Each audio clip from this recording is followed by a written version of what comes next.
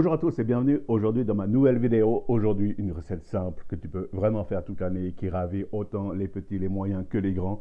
Et une recette aussi que tu peux mémoriser en tête et que tout simplement, où que tu sois dans le monde, tu peux la faire. Voilà, j'espère que tu vas bien, que tu as passé une bonne semaine, que tu as bien pris soin de toi. C'est important, prendre soin de soi, la santé, le bonheur, le soleil, les herbes fraîches, bref, le tout quoi. Voilà, donc tout de suite, je vais te laisser avec la vidéo et les 2-3 informations que tu auras aussi avant concernant la vidéo. Allez, c'est parti. N'hésite pas à laisser un pouce bleu, à t'abonner, à laisser un commentaire ou même à partager la vidéo sur les réseaux sociaux. Mais tu peux également me suivre sur Facebook et sur Insta.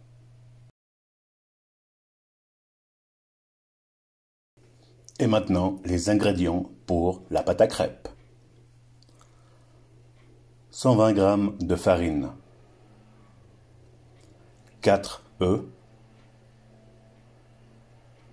4 décilitres de lait,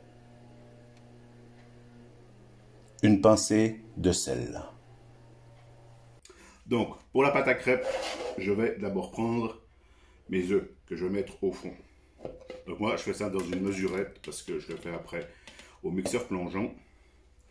Je rajoute le lait, comme ceci, une pincée de sel et la farine.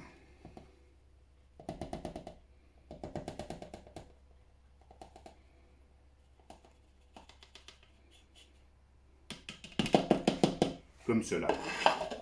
Maintenant, je prends le mixeur plongeon et je vais mixer la préparation.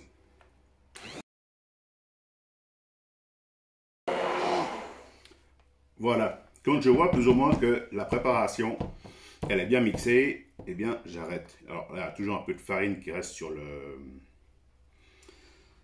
manche. Je peux évidemment la remettre comme ça et repasser.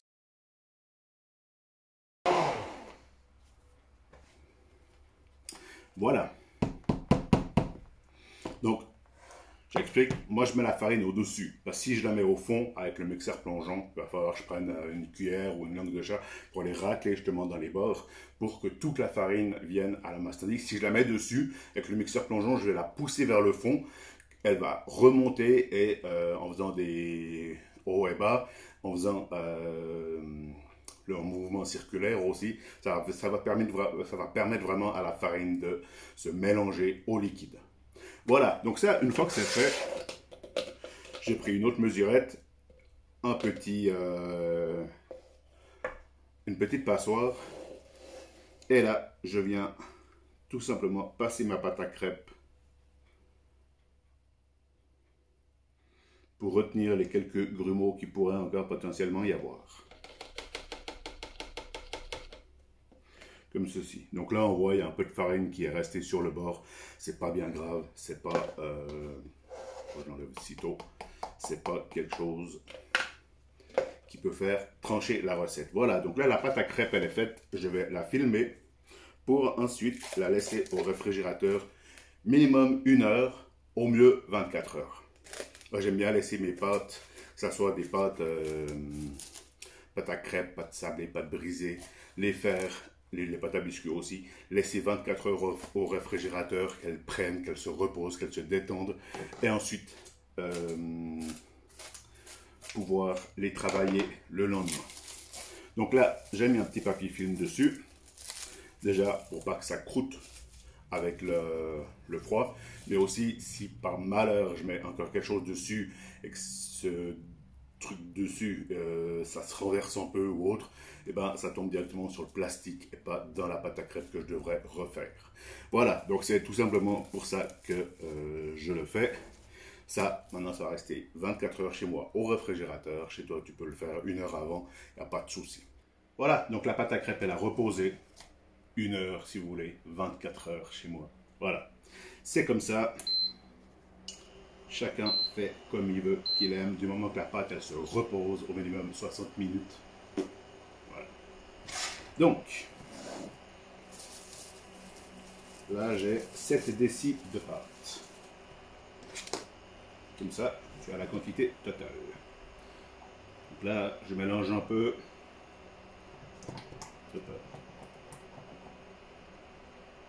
Comme ceci.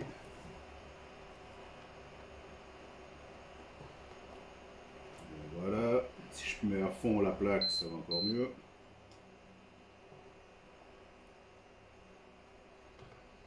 Là, ce que je vais faire maintenant, pas joli celui-là. Voilà. Je mets un petit morceau de beurre dedans. Je peux éviter de me salir. Un peu d'huile, comme ceci. Tournicoté, tournicoton, tournicoton. Et là, en fait, voilà, pour graisser ma poêle anti-adhésive. Je vais profiter d'avoir un sopalin pour vraiment bien que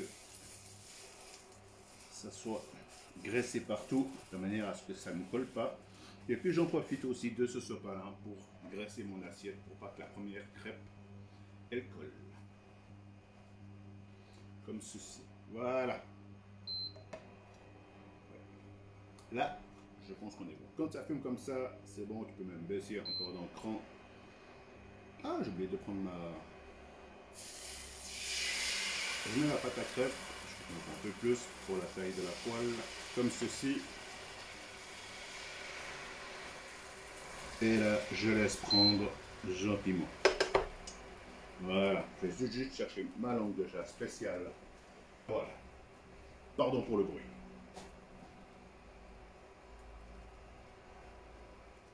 Celle-là, elle est bien parce qu'elle supporte les hautes chaleurs, donc vraiment, tu vas dans la poêle, il n'y a pas de souci, tu n'as pas un petit filet après de silicone ou de plastique qui va apparaître. Après, je sais pas, est-ce que c'est un mythe?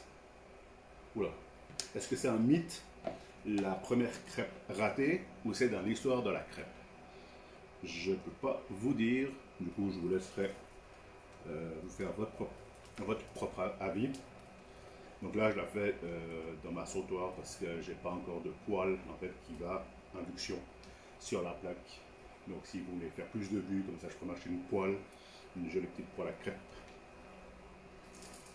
Et là, je la laisse rôtir, soit colorer des deux côtés. Une crêpe, ça sert à rien qu'elle saisisse trop vite. On la laisse cuire gentiment, c'est de la pâte, il faut qu'elle cuise. Si elle cuit trop vite, elle va devenir carton et elle sera toute desséchée dedans.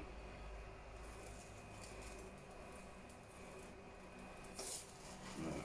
Et là, pof, le retourné acrobatique, comme il y avait quand même la matière grasse avant, juste éponger un peu comme ceci. Voilà. Hoppa. Et là, des petites crêpes. Alors après, tu mets ce que tu veux dessus. Du salé, du sucré. Si tu veux vraiment une pâte sucrée, tu rajoutes une demi-cuillère à soupe dans la pâte.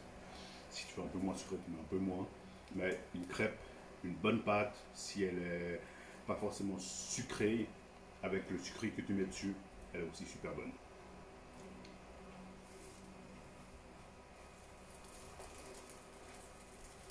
Voilà, je regarde un peu de l'autre côté ce que ça donne. Ça a l'air pas mal. Et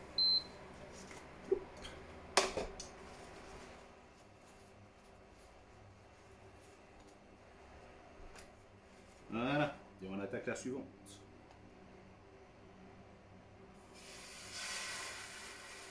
Donc là, entre les deux crêpes, j'ai pas été avec mon sopalin parce que il n'y avait pas besoin. Voilà. C'est devenir agaçant quand à chaque fois tu soulèves la casserole et puis ça te bip.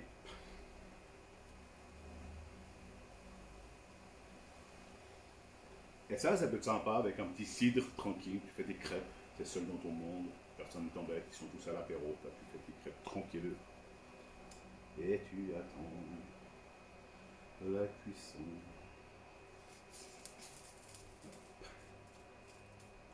Donc celles d'après, elles vont quand même un peu plus vite.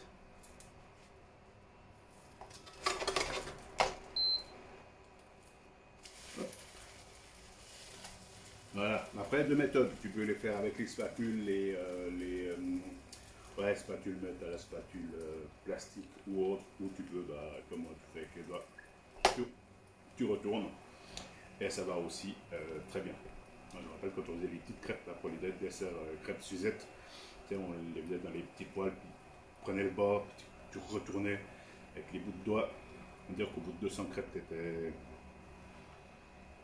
pouvais même mettre les doigts dans la friteuse, après tu sentais plus rien.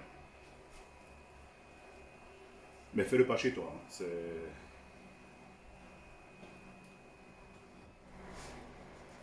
Voilà. Et là, comme on est à la troisième, je prends mon petit sopalin, je passe un petit coup, à la limite, comme on voit que c'est bien chaud, je mets une petite goutte d'huile, voilà, pour être sûr, même baisser le feu.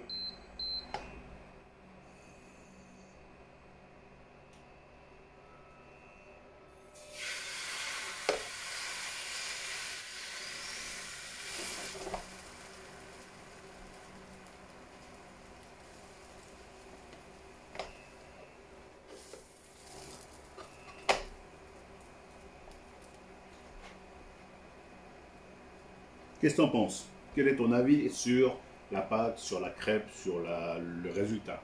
N'hésite pas dans les commentaires en dessous de dire ça me plaît, ça me plaît pas. Les miennes sont plus belles, les miennes sont ci, sont ça. Pas de souci. Moi, j'ai ma méthode. Je te la montre. Après, c'était une meilleure méthode, mais tant mieux. Je ne suis pas là, je ne prétends pas être le meilleur, avoir la recette de la pâte à crêpes extraordinaire. Si il y a mieux que moi, eh ben, il y a mieux que moi. Et franchement, fais une recette que toi tu maîtrises. Pardon. Un peu d'émotion quand je parle. Fais quelque chose que toi tu aimes faire, qui te ressemble, où tu te dis, ben tiens, cette pâte à crêpes, moi je l'adore. Donc voilà, tout simplement, finalement, la cuisine c'est ça, on fait ce qu'on aime, on met les goûts qu'on aime. Après, ben, les autres personnes, elles aiment pas, elles sont fans, elles sont pas fans. Chacun est libre.